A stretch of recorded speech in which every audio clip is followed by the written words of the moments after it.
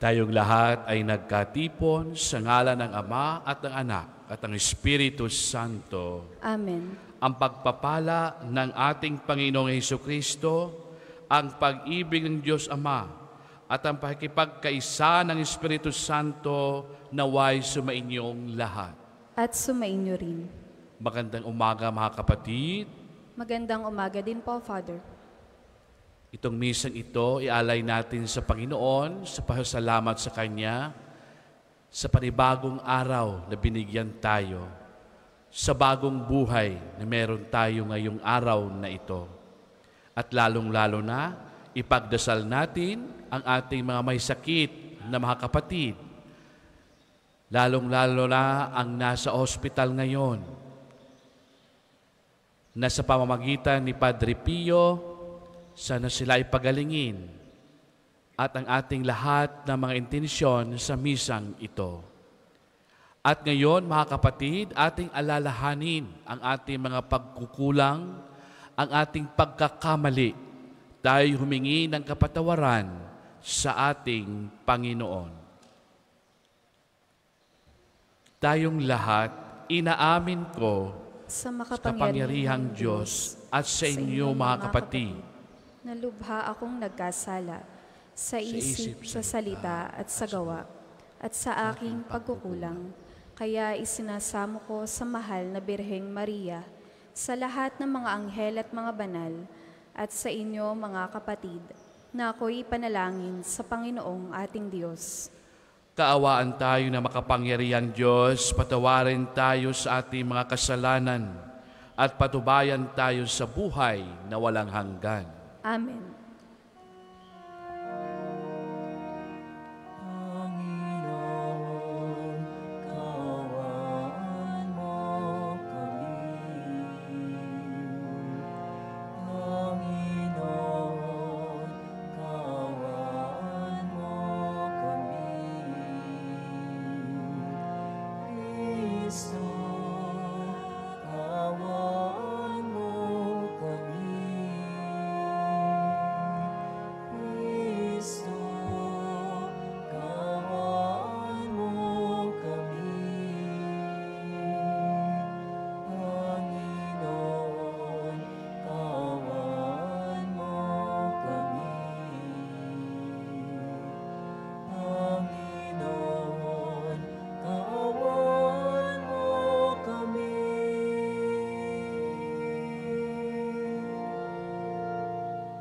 Manalangin tayo. Ama naming makapangyarihan, lakas loob ka na naging naming tinatawagan, sa ngalan mo, Ama naming banal. Sa kalooban namin ay panahanin mong lubos ang iyong espiritong sa aming kumupkop, upang sa lupaing ipinangako kami makapasok. Sa pamamagitan ni Hesukristo, kasama ng Espiritu Santo, magpa sa walang hanggan. Amen. Tayo po ay magsiupo.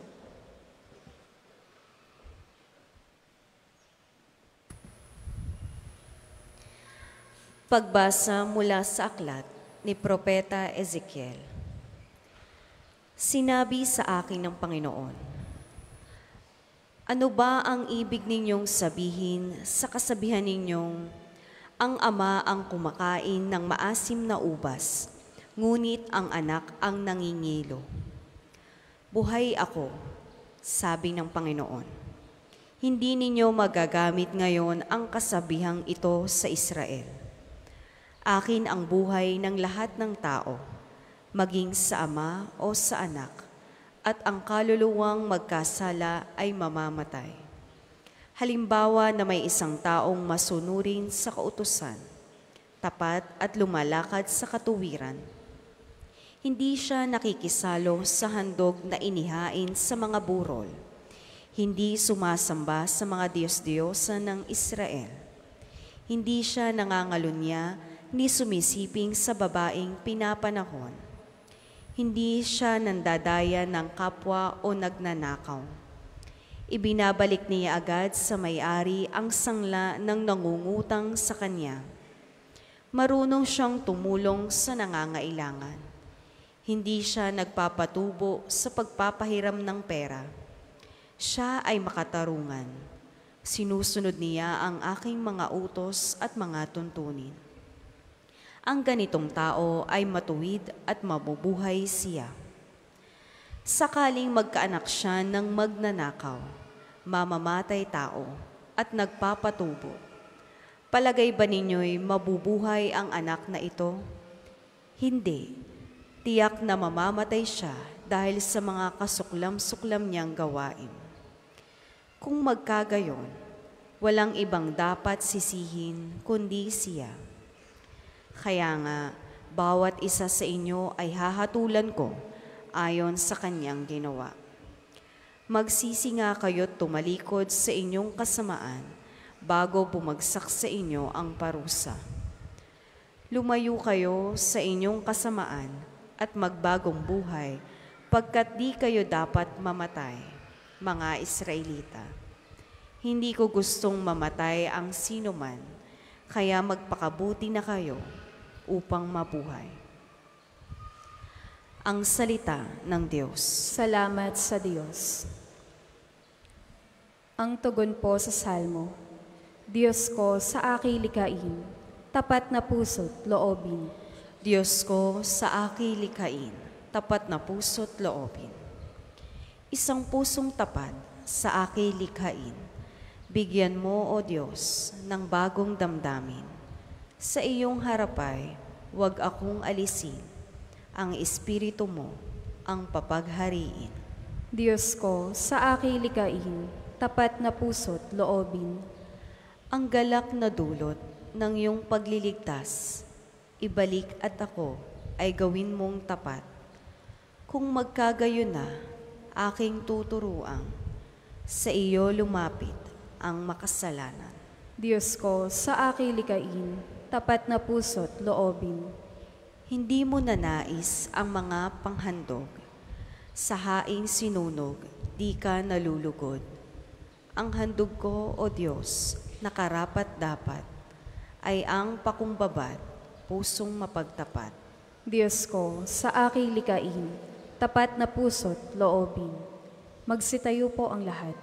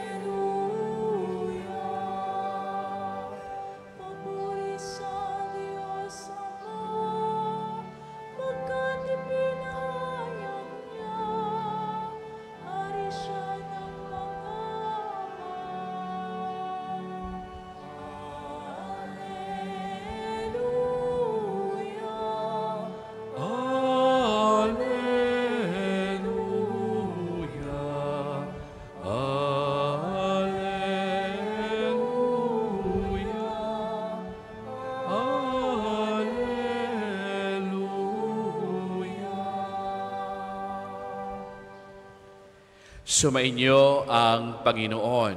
At sumainyo rin. Ang mabuting balita ng Panginoon ayon kay San Mateo. Papuri sa iyo, Panginoon. Noong panahong iyon, may nagdala ng mga bata kay Jesus upang hilinging ipatong niya sa mga ito ang kanyang kamay at ipanalangin. Ngunit pinagbikaan sila ng mga alagad.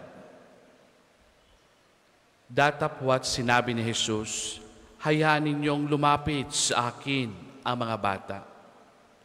Huwag ninyo silang hadlangan, sapagkat sa mga katulad nila, naghahari ang Diyos. Ipinatong niya sa kanila ang kanyang kamay, saka umalis. Ang mabuting balita ng Panginoon. Pinupuri ka namin, Panginoong Hesukristo. Tayo po ay magsupo. Magandang umaga po sa kanilang lahat. Magandang umaga din po, Father. Gusto natin sundan si Jesus. Ngayon sa ating ebanghelyo, meron siyang modelo na nais niyang ipabatid sa atin upang tayo maging ganap na isang disipulo niya. Ang ginawa niyang modelo ay ang isang bata. Bakit bata? Bata dahil may mga katangian ang bata na nagiging dependent sa ama, sa kanyang mga magulang. Marunong sumunod ang bata. Marunong ding tumanggap ang bata ng kanyang limitasyon.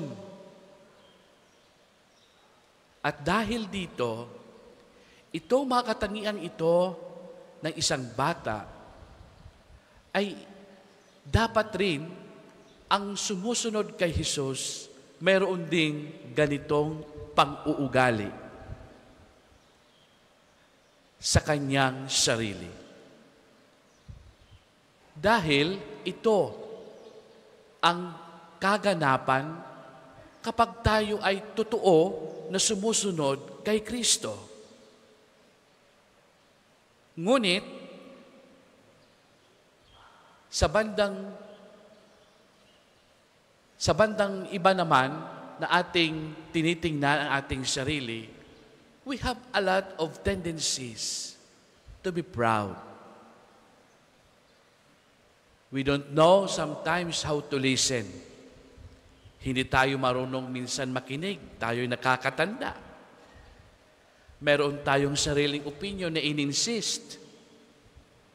In other words, nagiging mayabang tayo sa harapan ng Diyos. Sa panahon ngayon, mayroon pang tinatawag na self-invention. Na ang tingin sa sarili ay kaya lahat solusyonan sa pamamagitan ng intellectual capacity, studies. At nakakalimutan natin humingi ng gabay sa Diyos. And we are proud sa ating mga sarili na kaya natin ang lahat solusyonan. Mga kapatid, nagpapaalaala ngayon si Jesus sa atin sa modelo ng isang bata. Kapag tayo'y gustong sundan siya at maging tapat tayo sa Kanya, ay dapat nating yakapin ang katangian ng isang bata. Dahil dito makikita ni Jesus, kapag tayo ay totoong sumusunod sa Kanya. Dito natin makikita ang ating motivations sa pagsunod kay Jesus. Kaya mahalaga, mga kapatid, na tayo ay marunong yumuko. May kababaang loob. Katulad ng isang bata na marunong sumunod. Simple na bagay, pero dahil sa ating mga tendencies, nahihirapan tayo ito sundan o sundin sa ating buhay.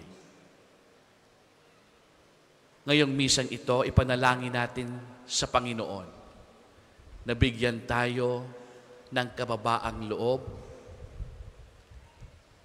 para mayakap natin ang katangian ng isang bata habang tayo ay sumusunod sa Kanya sa ating journey, sa ating paglalakbay sa buhay na ito.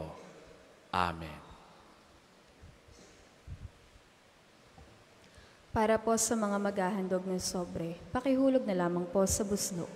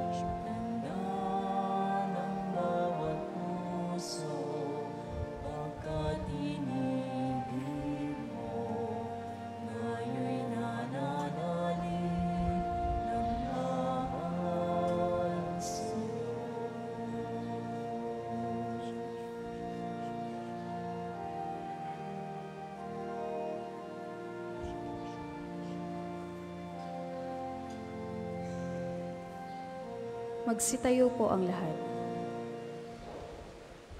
Manalangin kayo mga kapatid o paghain natin ay kalugdan ng Diyos Amang makapangyarihan. Tanggapin nawa ng Panginoon itong paghahain sa iyong mga kamay, sa kapurihan niya at karangalan sa ating kapakinabangan at sa buong sambayanan niyang banal. Ama naming lumikha, kalugdan mo ang mga alay ng iyong sambayanan, ang pinagmagandahang loob mong ibigay sa amin upang mahihain na siya nawang gumanap sa iyong ginagawa upang kami tubusin. Sa pamamagitan ni Hesu Kristo kasama ng Espiritu Santo, magpa sa walang hanggan. Amen. Sumainyo ang Panginoon. At sumainyo rin. Itaas sa Diyos ang iyong puso at diwa. Itinaas na namin sa Panginoon. Pasalamatan natin ang Panginoong ating Diyos. Marapat na siya ay pasalamatan. Ama naming makapangyarihan, tunay kang marapat na ikaw ay aming pasalamatan. Pinagbibigyan mong ito'y aming maihayag, kahit na ito'y walang anumang maidaragdag, sa kadakilaang na sa iyo'y ay likas. Ang pagpupuri namin ay nakikinabang, ay kami ring iyong pinakighirapan sa pamamagitan ng anak na minamahal. Kaya kaisa ng mga anghel ang nagsisiawit ng papuri sa iyo, nang walang humpay sa kalangitan, kami nagbubunyi sa iyong kadakilaan.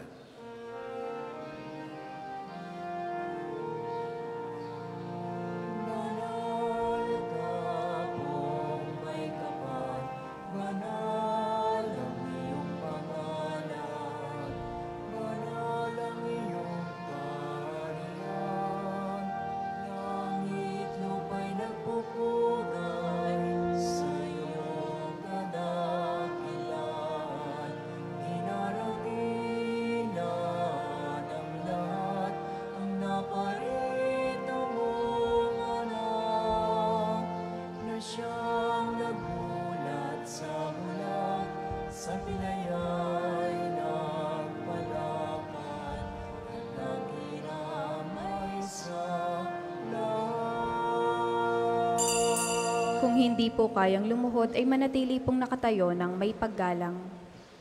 Ama naming banal, ikaw ang bukal ng kabanalan, kaya't sa pamagitan yung Espiritu gawing banal ang kaloob na ito, upang para sa amin maging katawan at dugo ng aming Panginoong Hesu Kristo. Bago na pinagtiis ang kusang loob na maging handog, hinawakan niyang tinapay, pinasalamatan kanya, ipinaghati-hati niyon, inabot sa kanyang mga alagad, at sinabi, tanggapin lahat ito at kanin. Ito ang aking katawan na ihahandog para sa inyo.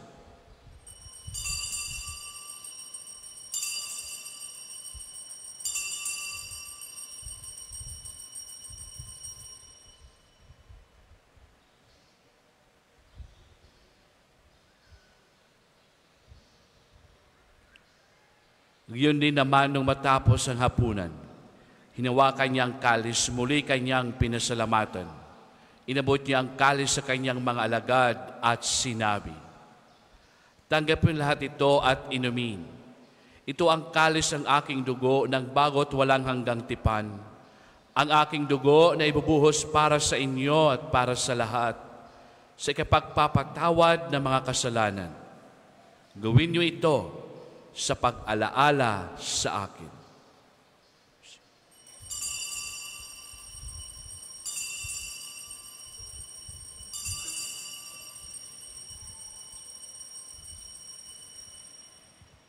Manatili pong nakaluhod. Ipagbunyi natin ang misteryo ng pananampalataya. Si Kristo'y namatay, si Kristo'y nabuhay, si Kristo'y babalik sa wakas ng panahon. Ama, ginagawa namin ngayon ang pagkalala at pagkamatay at muling pagkabuhay niyong anak. Kaya't inaalay namin sa iyo ang tinapay na nagbibigay buhay at ang kalis sa kakaloob ng kaligtasan. Kami nagpapasalamat dahil kami narapat tumayo sa harap mo para maglingkod sa iyo. Isinasamo namin kami magkasalo-salo sa katawan at dugo ni Kristo ay mabuklod sa pagkakaisa sa pamamagitan ng Espiritu Santo. Ama, lingapin mo simbahang laganap sa buong daigdig. Puspusin mo kami sa iyong pag-ibig. Kaisa ni Francisco naming Papa at ni Gilbert ang aming Arso-Obispo at tanang kaparian. Alalahan mo rin kapatid naming nahimlay na pag-asang sila'y muling mabubuhay. Yun din ang lahat na mapumanaw.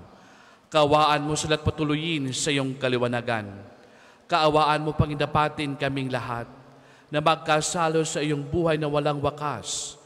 Kaisa na mahal nga Birhen Maria, Ina ng Diyos, ni San Jose ang kanyang kalinis-linisang esposo, kaisa na mga apostol at lahat ng mga banal na namuhay dito sa daigdig na kalugod-lugod sa iyo.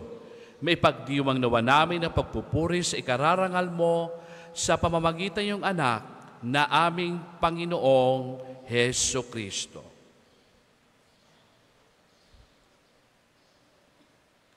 Sa pamamagitan ni Kristo, kasama niya at sa Kanya, ang lahat ng parangal at papuri ay sa iyo, Diyos Amang makapangyarihan, kasama ng Espiritu Santo, magpa sa walang hanggan.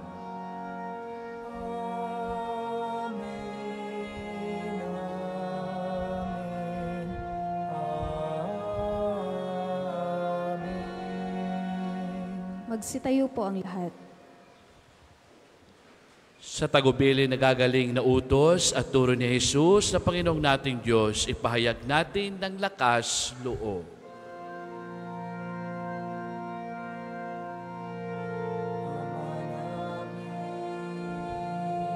Sumasalangit ka,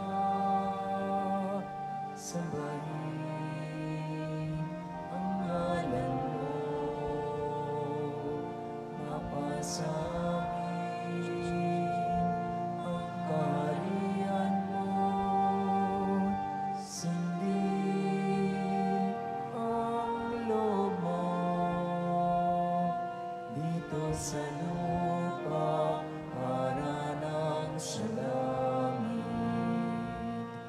Bigyan mo kami ngayon ng aming kakanin sa araw-araw. At patawarin mo kami sa aming mga sala para ng pagpapatawad namin sa nagkakasala sa amin. At huwag mo kami ipahintulot sa tukso at iadya mo kami sa lahat ng masama. Hinihiling namin kami adya sa lahat ng masama, pagkalooban ng kapayapaan araw-araw, iligtas sa kasalanan at layo sa lahat ng kapahamakan. Samantalang aming pinanabikan ng dakilang araw na nagpapahayag ng tagapaligtas naming na si Heso Kristo. Sapagkat iyo ang kaharian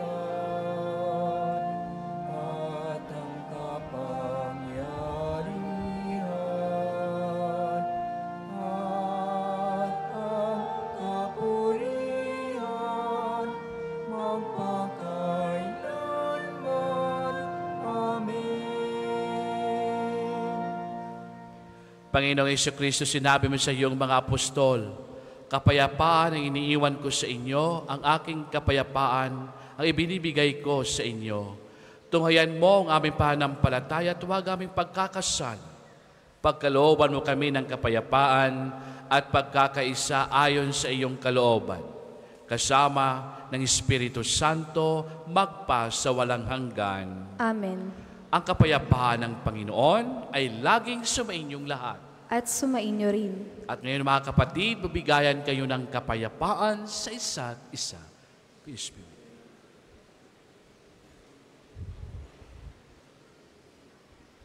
Kordero ng Diyos, na nag-aalis ng mga kasalanan ng sanlibutan, maawa ka sa amin. Kordero ng Diyos, na nag-aalis ng mga kasalanan ng sanlibutan, maawa ka sa amin. Kordero ng Diyos, na nag-aalis ng mga kasalanan ng sanlibutan, Ipagkaloob mo sa amin ang kapayapaan. Kung hindi po kayang lumuhod, ay manatili pong nakatayo ng may paggalang.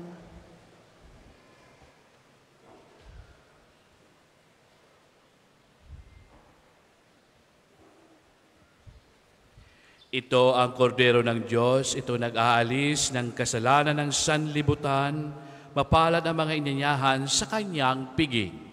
Panginoon, hindi ako karapat-dapat na magpatuloy sa iyo, ngunit sa isang salita mo lamang ay gagaling na ako. In the body of Christ, bring us to life everlasting.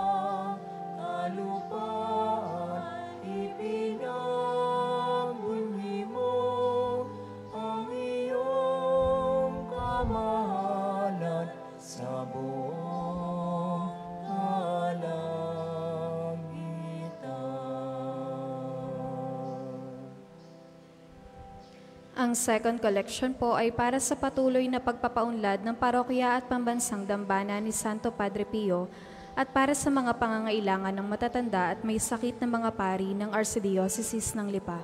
Salamat po sa inyong handog.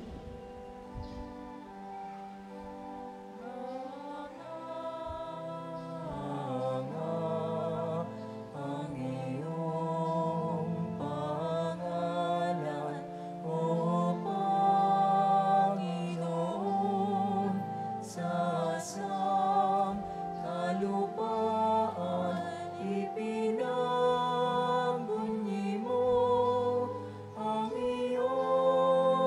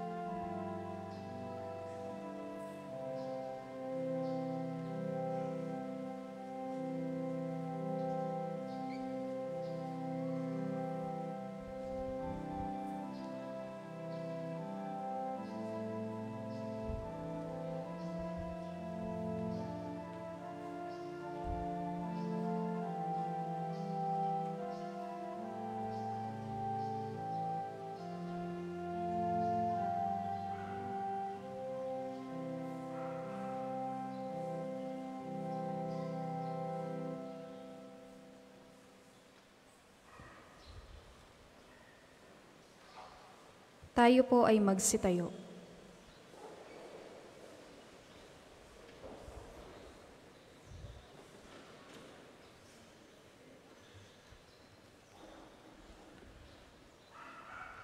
Manalangin tayo. Ama naming mapagmahal, ang pakikinabang namin sa piging na banal ay magdulot nawa sa amin ng kaligtasan at magtanghal sa amin sa luningning ng iyong katapatan. Sa pamagitan ni Jesucristo, kasama ng Espiritu Santo, magpa sa walang hanggan. Amen. Panalangin ng pagtitiwala kay Santo Padre Pio. Padre Pio, taga Pietrelcina, mongheng banal, pintakasing santo ng milenyong kasalukuyan, gabay namin sa pagtahak sa landasing makalangit, takbuhan sa pangangailangan, huwaran ng pagtitiis. Sa'yo namin inilalapit aming mga kagipitan, sa'yo po ibinibilin, kalusugan at kabuhayan.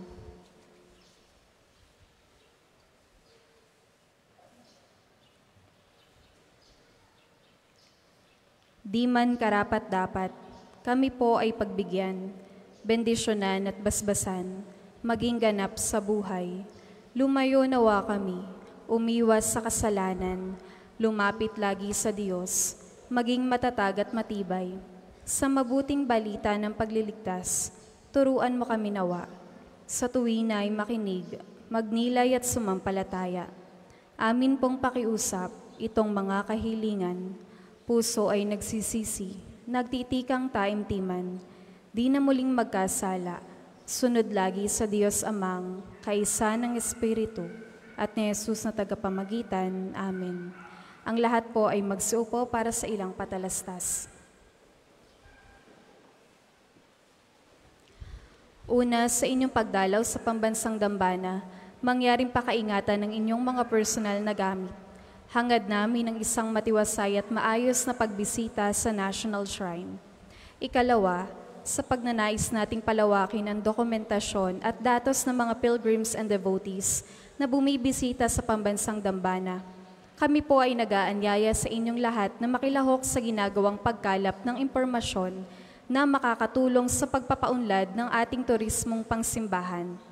Makikisuyo po kami na pakiscan ng QR code na inyong makikita sa paligid ng simbahan at pakikumpleto ng mga impormasyong kinakailangan. Makakaasa po kayo sa aming pag-iingat ng private information na inyong ibabahagi bilang pagsunod sa batas ng Data Privacy Act of 2012. Ang inyong pakikiisa ay malaking tulong at susi sa tagumpay ng proyektong ito. Ang sunod pong misa ay sa ganap na 9 ng umaga na susundan ng liturhiya ng pagpapagaling. Maraming salamat po at mangyaring panatilihin natin ang kalinisan, katahimikan at diwa ng pananalangin sa loob at labas ng ating mga simbahan. Magsitayo na po ang lahat para sa pagbabasbas ng religious articles. Mga kapatid, manalangin tayo sa Diyos Amang makapangyarihan upang tayo ay maging kawangis ni Kristo sa taimtim na pagdalangin sa tulong ng mga larawan at mga dasalan. O Panginoong Diyos, Ikaw ang bukal ng lahat ng pagpapala at biyaya. Ibuhos mo ang iyong bendisyon sa mga gamit na ito sa pananalangin na nagpapaalaala sa iyong kabutihan, kabanalan at pagmamahal sa amin upang ang lahat na dumulog at magdasal gamit ang mga ito ay magtamo ng iyong awa at biyaya. Loobin mong tularan nila ang kabanalan at aral ng Panginoon at ng mga santo magpa sa walang hanggan. Amen. Ama namin sumasalangit ka, sambahin ang ngalan mo, mapasa amin ang kaharian mo, sundin ang loob mo dito sa lupa para ng sa langit. Bigyan mo kami ngayon ng aming kakanin sa araw-araw at patawarin mo kami sa aming mga sala, para ng pagpapatawad namin sa mga nagkakasala sa amin. At huwag mo kaming ipahintulot sa tukso, at iadya mo kami sa lahat ng masama. Amen. Aba, Ginoong Maria, napupuno ka ng grasya. Ang Panginoong Diyos ay sumasa iyo. Bukod kang pinagpala sa babaeng lahat, at pinagpala naman ang iyong anak na si Jesus. Santa Maria, Ina ng Diyos, ipanalangin mo kaming makasalanan, ngayon at kung kami mamamatay. Amen. Luwalhati sa Ama, at sa Anak, at sa Espiritu Santo, kapara noong una, ngayon, at magpasawalang hanggan. Amen. Ama namin, sumasalangit ka, sambahin ang ngalan mo, mapasa amin ang kaharian mo, sundin ang loob mo dito sa lupa para nang sa langit. Bigyan mo kami ngayon ng aming kakanin sa araw-araw at patawarin mo kami sa aming mga sala para ng pagpapatawad namin sa mga nagkakasala sa amin. At huwag mo kaming ipahintulot sa tukso at iadya mo kami sa lahat na masama. Amen. Luwalhati sa Ama at sa Anak at sa Espiritu Santo, kapara noong una, ngayon at magpasawalang hanggan. Amen. Sumainyo ang Panginoon. At sumainyo rin. At pagpalain kayo na makapangyarihang Diyos, Ama at Anak at ang Espiritu Santo. Amen. Humayo kayo taglay ang kapayapaan upang ang Panginoon ay mahalin at paglingkuran. Salamat sa Diyos. Magandang umaga po sa kanilang lahat.